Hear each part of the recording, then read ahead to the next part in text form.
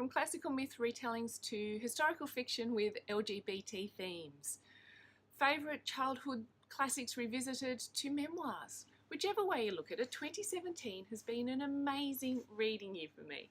Hi, I'm Leah, and welcome to Hide and Seek, and yes, welcome to another dispensary video. Rather than talk about my favourite books of 2017, I'm simply going to talk about my most memorable books that I read in each month of the year. So let's start at the very beginning. A very good place to start, with January. Now every year my sister buys me for Christmas one of the beautiful Penguin cloth-bound classics, and in 2016 she bought me Persuasion. And it is bittersweet that this is my last ever Austen to read for the first time. Now, if you've never read Jane Austen, where have you been living? But if you've never read Jane Austen, start with Pride and Prejudice. It is the most popular of her works for a reason. However, if you want to dig deeper, go into the deeper cuts of Austen, then I strongly urge you to consider the more experienced, the more mature narrator found here in Persuasion. Still that keenly observed, nuanced story of what society is in a time that we don't live in, and it is a beautiful, beautiful story. Highly recommended, and definitely for both sentimental and literary reasons, my most memorable read of January.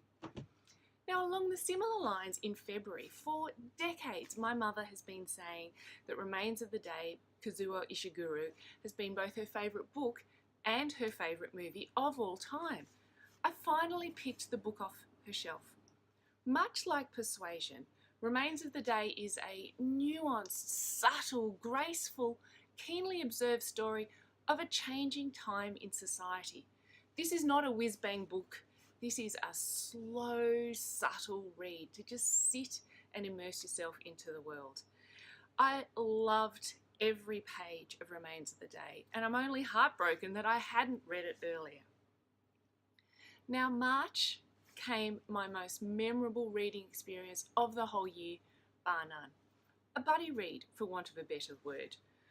I read The Hate You Give, Angie Thomas, with my basketball-mad, sports memoir only reader of a 15-year-old son, and it was a wonderful experience.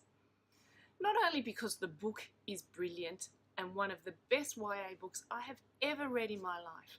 However, to finally have a bookish discussion with my son and to really capture some really great heated arguments over the book was a wonderful, wonderful experience in my life, and matched by a wonderful book. So please, if you don't read YA ever, or if you have teenagers in your life who you want to encourage reading, then The Hate You Give is a fantastic book to consider. Now in April, I read a book that nobody, and I mean nobody on BookTube ever talks about, and an author I've never heard spoken about at all. The Uncle Story by Witi, Ihimaeara. A historical fiction with parallel timelines, one set in the 60s and the Vietnam War, one at the turn of the millennium.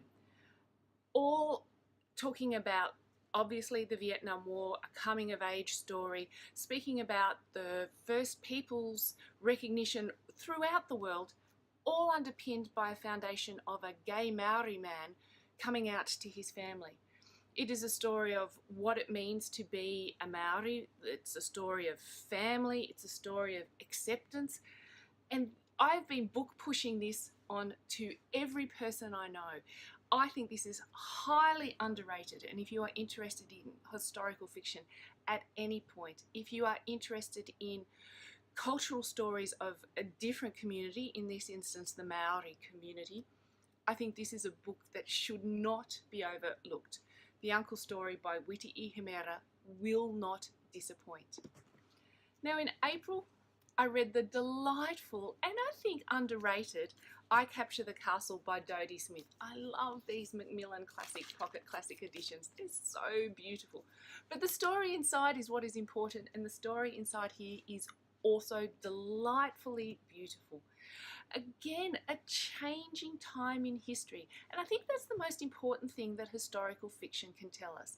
It tells us of the nuances and the changes that people experience when the world outside of them is changing as well.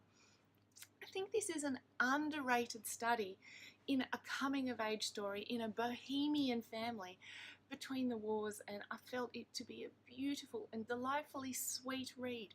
I'm only disappointed that Dodie Smith doesn't really have too many more books that I can dive into. 101 Dalmatians is her most famous work. However, this, I think, is my most favourite work of Dodie Smith.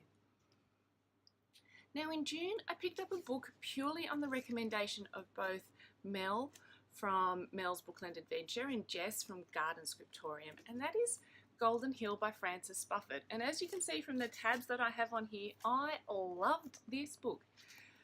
It is like finding... It is an historical fiction book, but it is a historical fiction as though you are finding a lost work of art, as though you are finding a lost piece of literature written in the 1700s. The language, the evocation of New York at its beginnings, at the foundation of the city. I felt it to be compelling, and the story just had such a pace that you wanted to turn each and every page. Yet there were surprises along the way with the character relationships and the reason for the big scandal of the whole book. And it was compelling and interesting and fascinating, and I'm definitely going to go looking for anything else Frances Spufford writes. Now, July and August seem to be a coupled month in the fact they were both books set in South Africa. In July, Disgrace by J.M. Coetzee, and in August, Born a Crime by Trevor Noah, a fiction and non-fiction set in not the same era but not too far apart, both books talking about apartheid, both books talking about changes in society, both books talking about a challenging community of which I know nothing about. I felt Disgrace by J.M. Coetzee was raw and visceral and just shocking at times, but still sweet and graceful and nuanced, and at the end I just felt heartbroken as there was no resolve to any of the characters' lives. If you're looking for a book that tells a story of falling and disgrace, as the name implies, where there is really no redemption at the end, and it sounds morbid but it's not. Couple that with perhaps the joyous story of Trevor Noah in Born a Crime, where his life started in such inauspicious circumstances, literally being born an illegal person, however ending with such joyful experiences and creating such a wonderful life. Now, Trevor Noah is not known here in Australia. He's not a famous person here in Australia as far as I am aware. Yet I fell in love with this story. I fell in love with his voice. I fell in love with his desire, his joyful way of living, and overall found the book to be simply delightful. Now, if you don't read celebrity memoirs in any way, shape or form, consider Born a Crime for 2018's Book Riot Read Harder Challenge, where celebrity memoir is one of the classifications. I don't think you'll be disappointed with Born a Crime from Trevor Noah. Now, September, if somebody had said to me in January this year, 2017, that one of my favourite books of the year would be a book set in Scandinavia about ice hockey, I'd be going, yeah, mate, nope. However, The Scandal by Fredrik Backman, strangely released as Beartown in the United States, is a wonderful thriller. It was my book club, in real life book club's pick for September, and it was from the first page a compelling, fast-paced story with such human characterizations. Each of the characters was perfect and flawed simultaneously, and it created that sense of a small community and how a small community can hinge their whole cultural identity on one or two people, or in this case a sports team. So if you are interested in small town communities, in thrillers, in compelling stories with young adults as the protagonists, but not a YA book, then this, The Scandal by Fredrik Backman, will simply not disappoint. Now in October, I revisited one of my favourites from my childhood, The Crystal Cave by Mary Stewart. I read this book as, oh, I've even got it here on my desk. The Crystal Cave by Mary Stewart is a book that I read when I was 12 or 13. And I think I read the second in the series, but didn't continue on because I probably just didn't have access to them. The Arthurian tale, there is nothing to say about this other than it is a beautifully written story from what I think an underrated author. Mary Stewart is so prolific. Her Arthurian tales count to 5 or 6 books, and she has a number of cosy mystery type books as well.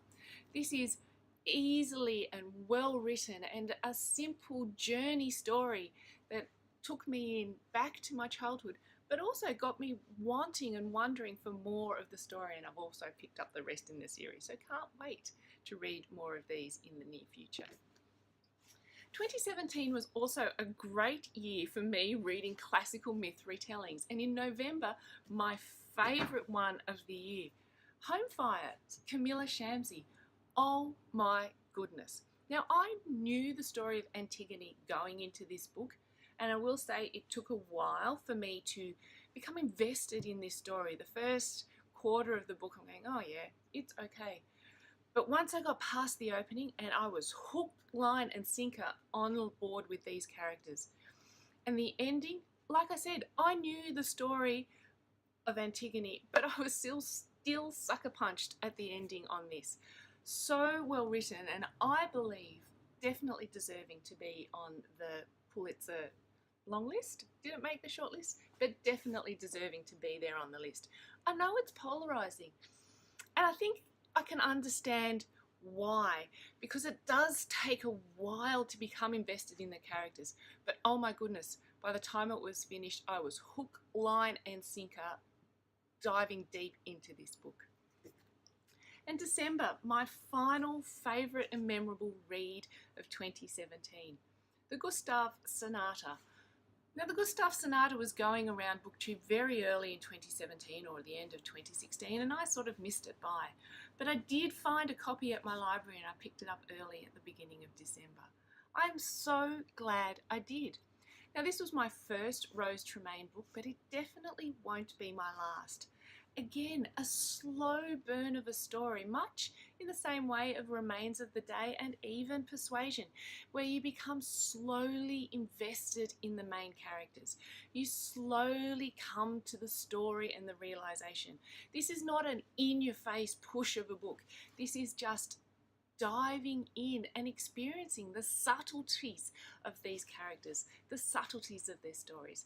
And I found it beautiful, and yes, I did get teary at the end, and I wasn't expecting that, and that to me makes it a memorable read. Now, you may notice there are no Australian stories mentioned in any of these books. I do have a separate video coming hopefully very soon with my favourite Australian books, both fiction and non-fiction, but this is just a look at my most memorable books of 2017. So thank you for sticking by to the end of what I think is a very long video. So thank you for watching and have a fabulous day.